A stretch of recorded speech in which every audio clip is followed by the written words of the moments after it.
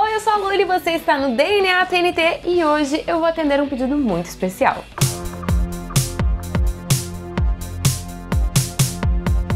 Oi Luli, aqui é o Rodrigo do De Placa, do Esporte Interativo. Tô passando para pedir para você falar sobre um filme que eu adoro, Invictus, aquele com o Matt Damon e o Morgan Freeman. Pode ser? Fala, Rodrigo! Eu adorei o seu pedido porque eu amo Invictus, é um dos meus filmes favoritos de 2009, dirigido pelo Clint Eastwood. Foi indicado a 2 Oscars no ano que concorreu por ator, com o Morgan Freeman, e ator coadjuvante com o Matt Damon. O filme conta a história real de quando Nelson Mandela se torna presidente da África do Sul e busca, através do esporte, unificar uma nação separada pelo apartheid. Mas pra gente entender melhor da onde veio esse filme, quem é esse cara, o que tá acontecendo, a gente tem que entender um pouquinho sobre a história da África do Sul. A gente tá acostumado a ver no cinema americano a segregação racial que acontecia antes da luta pelos direitos civis. Só que na África do Sul a história era bem diferente, era muito mais violenta e o apartheid era uma segregação não apenas cultural e social, mas também na lei. Os cidadãos negros não eram mais cidadãos sul-africanos. Eles foram tirados de suas casas, eles não tinham mais direito ao acesso à saúde, à educação,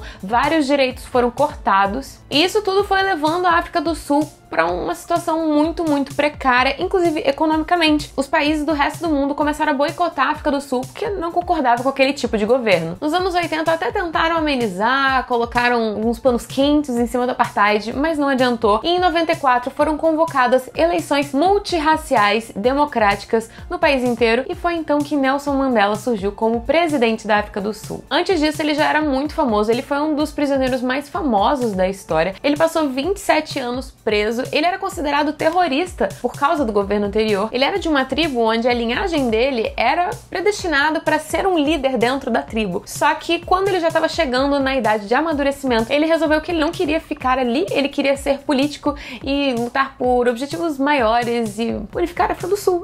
Desculpa aí, mãe, pai, eu vou unificar a África do Sul. E o filme conta esse período a partir da eleição dele, quando ele enfrentou o preconceito dos brancos, que achavam que a partir daquele momento os negros iam se vingar dos brancos e fazer com eles tudo que os brancos tinham feito com os negros. Mostra ele sendo aquele cara simples que ele sempre foi. Tipo, todos os benefícios que um presidente teria e tudo mais, ele queria só o básico, ele queria o mínimo, ele queria fazer o trabalho dele. E uma das estratégias dele para unificar a África do Sul foi através do esporte. Ele convocou o técnico da seleção de rugby e chegou para ele e falou assim: querido, vem cá, vamos usar o esporte para unir o nosso povo. Aí ele ficou tipo, what? E é nesse momento que a gente faz uma pausa no filme para entender o que é o rugby. Existe uma frase muito famosa sobre o rugby que pode ajudar a compreender um pouquinho sobre esse esporte, que diz que futebol é um esporte de cavalheiros jogado por hooligans. Já rugby é um esporte de hooligans jogado por cavalheiros. Essa frase é atribuída ao Henry Blaha,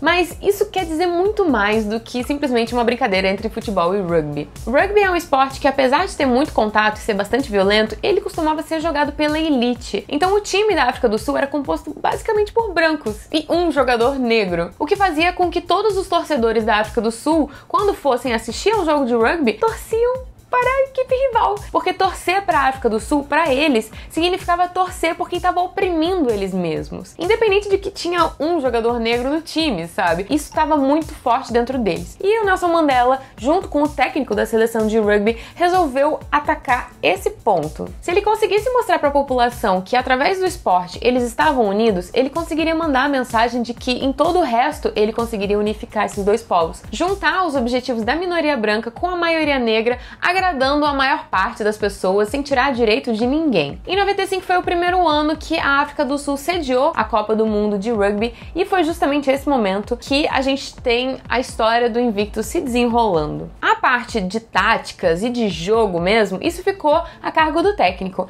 mas a estratégia de comunicação com o público teve o seu toquezinho de Mandela. Afinal de contas, a seleção ela era vista assim como se fosse muito em cima do salto. Então eles foram visitar favelas, eles foram encontrar as pessoas, o público que torcia para o rugby e as pessoas que queriam saber um pouco mais sobre o esporte, queriam jogar, e o único jogador negro no time virou uma celebridade. Ele não era necessariamente o melhor jogador, mas como ele representava aquela maioria tão oprimida, ele virou um símbolo. E a partir desse objetivo em comum de unificar a África do Sul, a gente acompanha a história de Invictus. Inclusive, esse filme tem esse nome por causa de um poema que era um dos favoritos do Mandela. Ele foi escrito pelo William Ernest Henley e os dois versos mais famosos desse poema são I am the master of my fate. I am the captain of my soul. Eu sou o mestre do meu destino. Eu sou o capitão da minha alma. Mas espera, vamos falar também sobre os aspectos cinematográficos do filme. Afinal de contas, estamos aqui no DNA TNT. O filme é dirigido pelo Clint Eastwood, que ficou famoso atuando em filmes de western como O Bom, o Mal e o Feio, mas também ganhou muita notoriedade como diretor, com filmes como Cartas para Iwo Jima, Gran Torino, Menina de Ouro e Sobre Meninos e Lobos. O estilo do diretor privilegia a narrativa e faz com que os filmes sejam dinâmicos, fluam bem e as emoções dos personagens sejam facilmente sentidas por quem tá desse lado aqui da tela. Não é uma direção que chama muita atenção, ela, justamente como eu falei, privilegia a narrativa, mas no caso específico de Invictus a gente tem um toque muito legal, que são as cores do filme. Se você comparar as fotos da época com as imagens do filme, não apenas ele tenta replicar dentro dos planos as fotografias que a gente tem daquela época, mas também através das cores, ele tenta imitar os filmes de câmeras analógicas que eram muito usados nos anos 90. O que faz com que o filme tenha um toquezinho assim de filtro do Instagram. Hoje em dia a gente tenta imitar esse efeito das câmeras analógicas, mas isso era uma coisa bem comum. Então ele colocou isso dentro da direção de fotografia e é muito gostoso você ver aquele filme mais granuladinho, com umas cores bem específicas da época, faz você mergulhar naquele período histórico. E o mais interessante é que, assim,